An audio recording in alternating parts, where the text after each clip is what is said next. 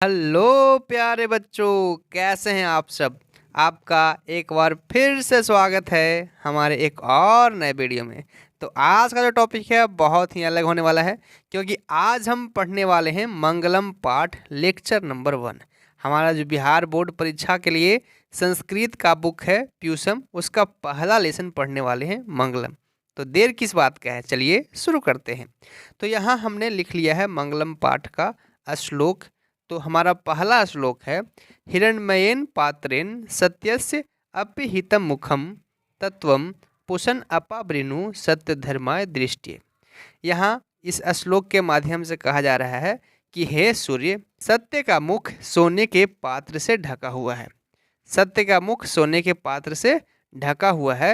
हे सूर्य, सत्य धर्म की प्राप्ति के लिए, यानी कि सत्य को देखने के लिए, सत्य को प्राप्त करने के लिए इस आवरण को हटा दे। हम ईश्वर से, सूर्य से प्रार्थना कर रहे हैं कि हे सूर्य, सत्य हमें दिखाई नहीं दे रहा है, क्योंकि यह सोने जैसे चमकदार पात्र से ढका हुआ है।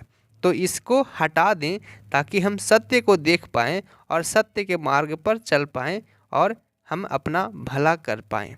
तो इस प्रकार से हमारा पहला श्लोक कहता है। आइए आगे बढ़ते हैं और अब हम देखते हैं अपना दूसरा श्लोक क्या कहता है।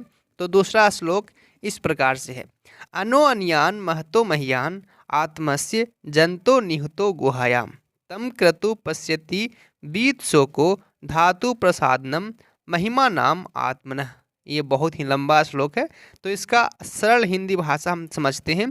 तो अनो अन्यान मतलब कि सूक्ष्म से सूक्ष्म, और महतो महियान मतलब महान से महान या बड़ा से बड़ा। तो आत्मा जो है वो सूक्ष्म से, यानी सूक्ष्म मतलब होता है छोटा, तो छोटा से छोटा और महान से महान है। जंतो निहितो गुहायाम, यह कहाँ रहता है? ये जंतु के, मनुष्य के हृदय रूपी गुफा में रहता है। तम क्रतु पश्यति बीत शोको, इसको कौन देख पाता है? विद्वान पुरुष शोक रहित होकर इंद्रियों की सहायता से उस श्रेष्ठ पुरुष परमात्मा को देख पाता है, ईश्वर को देख पाता है। और ये क्वेश्चन हमें पूछता भी है बार बार, आत्मा का आकार कैसा है या आत्मा कैसा है? तो आत्मा सूक्ष्म से सूक्ष्म और महान से महान है। ये भी पूछता है कि आत्मा कहाँ रहती है? तो आत्मा हृदय रूपी गुफा में रहती है, यानी हमारे हृदय में, हमारे दिल में रहती है। ये भी पूछता है कि विद्वान पुरुष कैसे आत्मा को, भगवान को देख पाते हैं? तो शोक रहित होकर इंद्रियों की सहायता से देख पाते हैं। तो ये हमारा दूसरा श्लोक है। आइए आगे बढ़ते हैं और अब हम देखते हैं हमारा तीसरा श्लोक। आइए देखते हैं हमारा तीसरा नंबर श्लोक। तो तीसरा नंबर श्लोक इस प्रकार से है, सत्यमेव जयते नान्यतम। सत्यमेव जयते, ये तो आपने कई बार देखा भी होगा और सुना भी होगा। क्या आपको इसका हिंदी अर्थ पता था?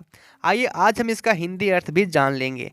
तो कहता है श्लोक हमारा, सत्यमेव जयते नान्यतम सत्येन पंथा वीततो देवयानः येना क्रम ऋषियो हाप्त कामा यत्र तत् सत्यस्य परम निधानम। यानी सत्य की ही हमेशा जीत होती है। सत्यमेव जयते यानी सत्य की ही हमेशा जीत होती है, ना नृतम, झूठ की नहीं।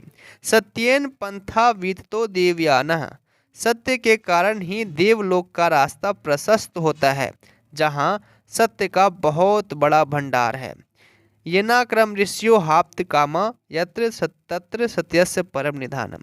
इसी रास्ते पर चलकर ऋषिगण, ऋषि यानी कि साधु संत लोग, मुनि लोग मोक्ष को पा लेते हैं, यानी जन्म मृत्यु से मुक्त हो जाते हैं और हमेशा हमेशा के लिए ईश्वर में मिल जाते हैं, ईश्वर में खो जाते हैं। तो ये हमारा श्लोक जो है, इसका हिंदी इस प्रकार से सरल भाषा में पढ़ेंगे, सत्य की ही हमेशा जीत होती है, झूठ की नहीं। सत्य के कारण ही देवलोक का रास्ता प्रशस्त होता है, जहाँ सत्य का बहुत बड़ा भंडार है, और इसी रास्ते पर चलकर ऋषिगण मोक्ष को पा लेते हैं। और हमेशा बार बार क्वेश्चन पूछता भी है कि किसकी हमेशा जीत होती है?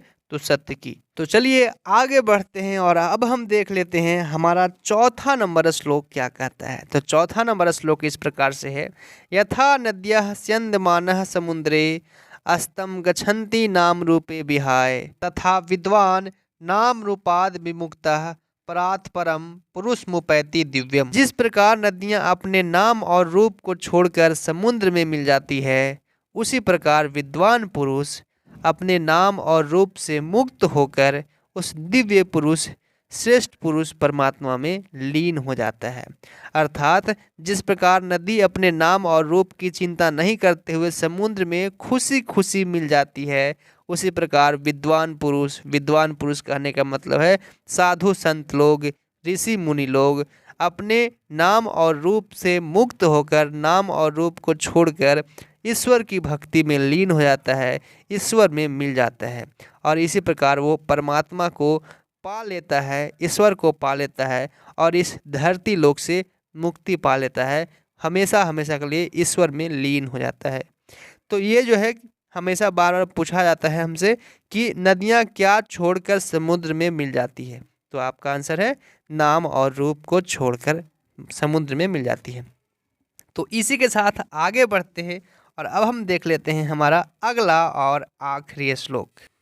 तो हमारा 5वां नंबर श्लोक है, क्या है, वेदा महंतम पुरुषम महांतम आदित्यवर्ण तमसः परस्तात् तमेव विदित्वाति मृत्योमेति नन्या पंथा विद्यते अन्याय।